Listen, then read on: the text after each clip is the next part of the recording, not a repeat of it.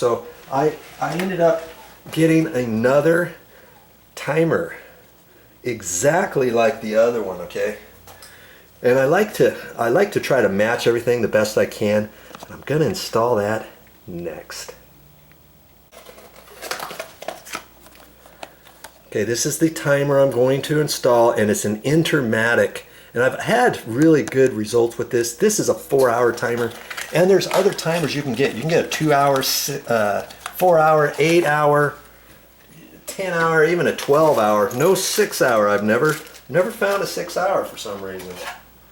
But this one is a 4-hour. It doesn't make sense to do anything more than that if you're trying to conserve energy with a vacation condo rental and having your air conditioner on more than 4 hours at a time. Okay, now this is what it looks like, and if you noticed before, let's take a look at this real quick. You notice anything different to here? See, this one's got little ears. This one does not have ears. The reason why this doesn't have ears is because I cut them off before. And if you look real careful, see that little line there? That's where you snap this off. And I don't just bend it off right there. I score that first. And the reason why I'm going to do that is because I installed a cut-in plastic box from before. And usually on cut-in boxes, see how there's an depression there. See how it kind of dips in right there at the top and bottom. That's exactly for the reason why I had to cut these little tabs off, so that when I put this in, the tab fits in between that, and that sets the thickness of this right here inset a little bit so it doesn't stick out too far. Because see, if I put this one in a cut-in box, the cut-in box works where the plastic tabs of the cut-in box actually fit over the sheetrock. So and most electrical boxes don't do that. The sheetrock is flush with it, okay? Then you can put something like this on your duplex electrical outlets and light switches. You just leave the tabs on. But for a cut-in box, you then take those tabs off, okay, to make it look like that. There's a tip for you. You know, I don't think I've ever done a video on replacing the 4-hour timer. Now, if I did, if you've seen that before, you know, it might behoove you to go ahead and watch this anyways, because you might learn something different. I might say something different on this video than another one. There's no way I can repeat something word for word. So you never know what I'm going to say next. Okay, so now I've got some dikes here. I call these electrical dikes or cutters.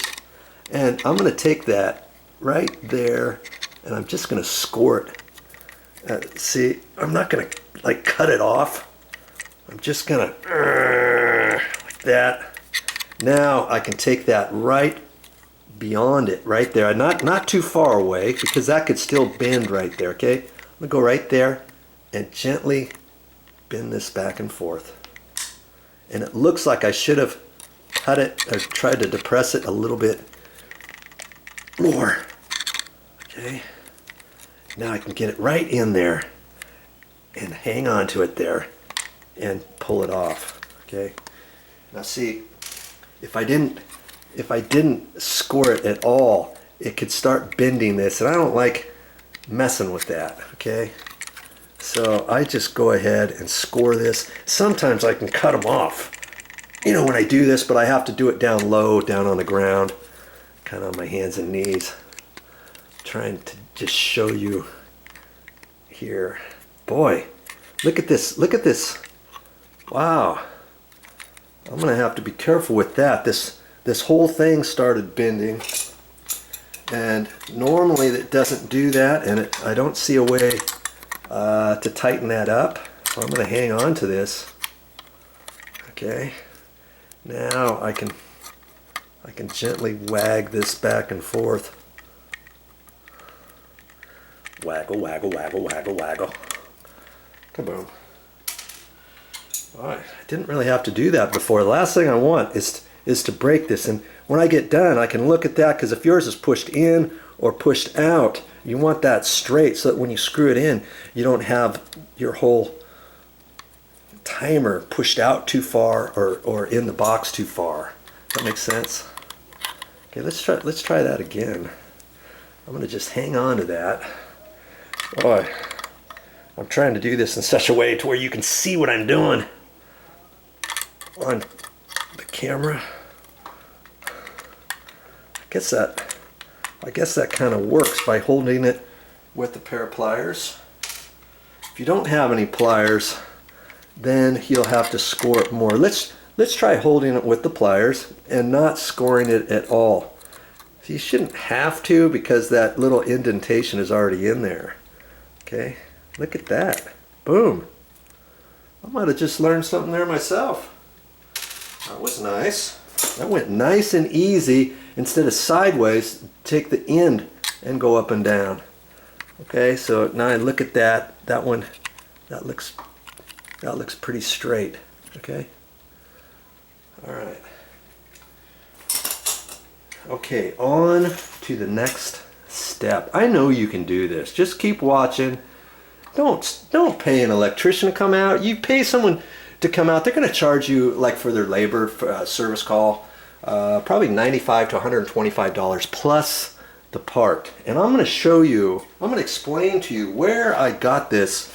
And I probably saved, no joke, I probably saved about, I'm going to guess maybe 20 bucks by the way I'm going to show you how you're going to buy this timer. Okay, you ready for this? Keep watching. Okay, I told you how I'm going to save money by this timer. It cracked me up. The first time I went and got one of these timers, incidentally, I went to Home Depot. They did not have these, and I think Lowe's did not have these either, and I don't think Ace has them. They have some timers, and maybe not the very same one, but I couldn't find any 4 hours timers. Okay, and I'm not sure if they were Intermatic or not, but I went to an electrical wholesale house and I told them what I wanted. They had them. Sure enough, they had them.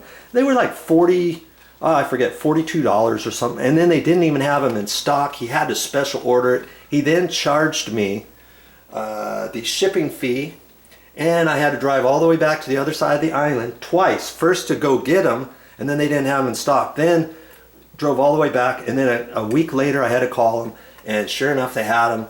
He was saving two for me, and I went back out there, drove all the way back over there to get them. I don't know, $42 or something each, and then shipping on top of that. Nothing doing after that. I thought, hey, that's crazy. We're talking crazy money now. I thought, is there another way to order this? And sure enough, what do you suppose I did? I went to Amazon. Believe it or not, they had these, and they had them for like, I forget what it was, $26 each? Something like that. And I almost saved like $20 each. And if lots of times, here's another tip for you. If you only need one, maybe you don't have enough money, maybe you don't spend enough. You have to spend X amount of dollars before sometimes they'll give you free shipping, depending what you buy. Okay, so I went ahead and I bought 2 timers, and it was free shipping, and it was shipped right to my door, and they were in stock, and it didn't take very long to do it. And I saved about, plus the shipping, I must have saved, I'm going to guess $65, $75 because I had to pay for the shipping. You go to an electrical wholesale house now, maybe they have them in stock, and you got to pay $40 to $44 each for these timers. Okay, you go on my site, and I should have a place where you can click on there, and it will take you directly to Amazon, and you can buy your own Intermatic timers. Or if you don't need a 4-hour timer, you want a 2-hour timer, hey, click on the Amazon link and see what they have. 2-hour, 4-hour, 8-hour, 10-hour, 12-hour. I think they got all those.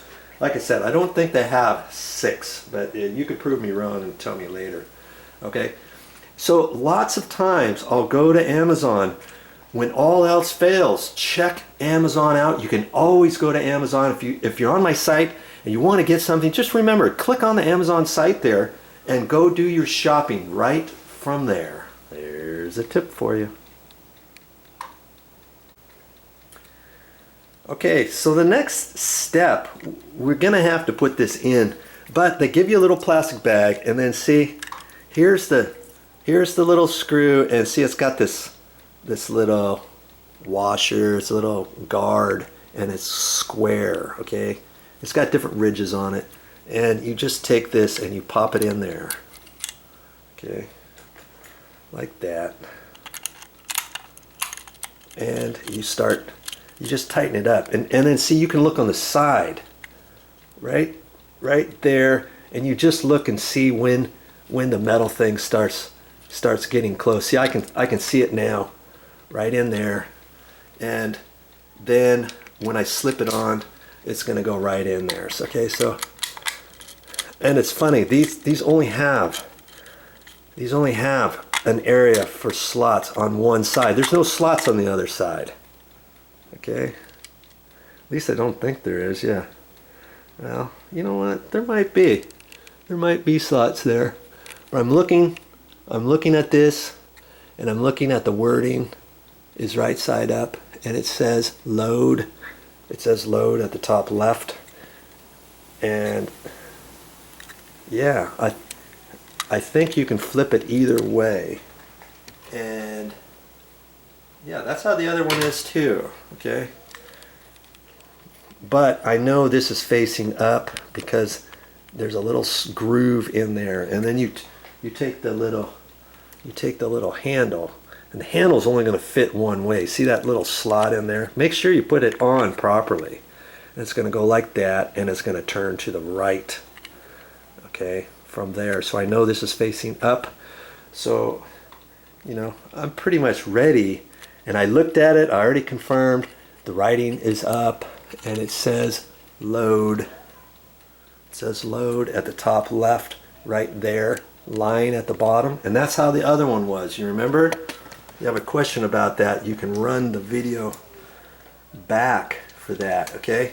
So now, all I have to do, I got the tabs broken off, because see, if I left those tabs on, can you see how that would have stuck out? I should have held that up there with the tab on, and you would have seen that it would have stuck over the edge of this indentation, okay? So the next step is we're just going to attach it to these screws again. Easy peasy. Now I guess before we do that, I'm just going to look at these screws. There's a top screw and a bottom screw, and that was to hold this plastic box in place. And I just want to make sure that the box was snug, and it is. Okay, sometimes those loosen up, and incidentally, sometimes those even snap off. There's little plastic goodies that suck in. Look, watch my video on how to install a cut-in outlet, and you'll see how it all works, you know. But if one of those tabs ever breaks off, I've had these boxes loosen up before, and I'm like, what's the deal? And the tab on the back side broke off or something. You can pull that out and then screw another tab on there by buying it from another cut-in box. You don't necessarily have to take the whole cut-in box out. Okay, and so now we're going to go ahead and put this on, and I've got this all situated, so I can just hold both of those up in there, and I'm going to push on there and hold that, and I'm going to tighten this up. Okay, I'm going to make it snug at first before I really crank on it. Make sure that it feels tight. I've got those in on the side, they're not pulling out, and then now I'm going to hold on to this and just give it one good oomph. You know, I turn it about a 1/16, and I can hold it however, like that, and I can see that's all fine. Now I'm going to push that, I'm going to line it up like that and push it directly back into the box and see if it's going to line up, and it does, and it's the same way as I had it before. Simple Simon. Okay, now I get my sharp little screwdriver. If you've got one that doesn't have a nice tip on there, you might be hard pressed. I mean, we're talking, this slot is not very deep, and what they should do is make a slot instead of a slotted screwdriver like that, a Phillips head. That's my recommendation, Mr. Intermatic, for you guys to make your product a little bit easier, is because when you're putting these in plastic boxes for the first time. It's a pain. You have to hold your mouth just right for it not to slip off of here or not to start messing up your threads, you know.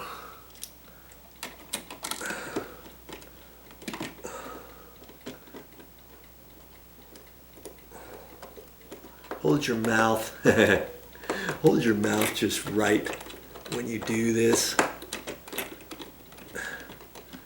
Okay, get it on there nice.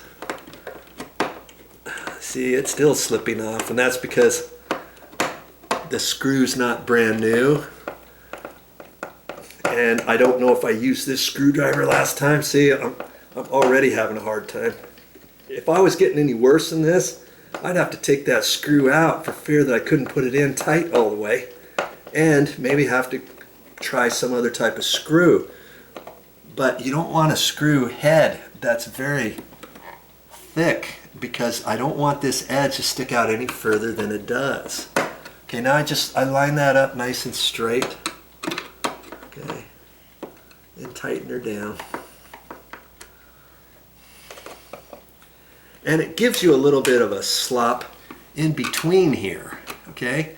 So if you look at that, if your box is not perfectly square or vertical, okay, plumb, and if you see that it's slightly crooked, you can adjust this a little bit. And even if you adjust this a little bit, and let's say it still looks crooked, you could undo these screws here for the cut-in box and actually move the entire cut-in box if you have a little bit of play. If you don't and you think, I need to fix this, you could trim off a little bit of the sheetrock with a sheetrock saw, you know, a sharp one.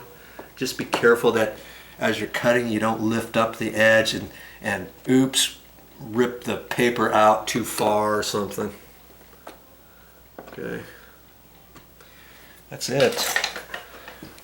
We're ready for the next step, and the next step is to put this cover plate on. Okay.